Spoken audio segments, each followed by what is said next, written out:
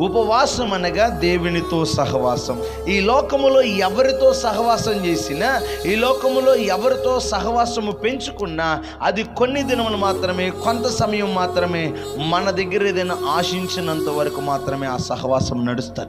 దేవునితో సహవాసము చేస్తూ ఉన్నప్పుడు దేవుని సమక్షములో నీవు నేను చేరి ఆయనతో మాట్లాడుట, పాడుట, స్తుతించుట, ప్రార్థించుట, it's mean to fellowship with God.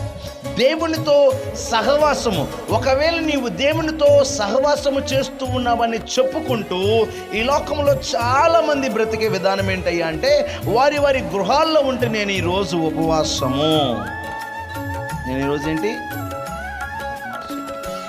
నేను ఈరోజు ఉపవాసం అని ఒకానొక స్థలములో కూర్చుంటూ ఉంటారు. కానీ దేవునితో ఉపవాసం ఉన్నప్పుడు దేవుని యొక్క సమక్షములో ఆయనతో సహవాసం చేయాలి. హల్లెలూయా.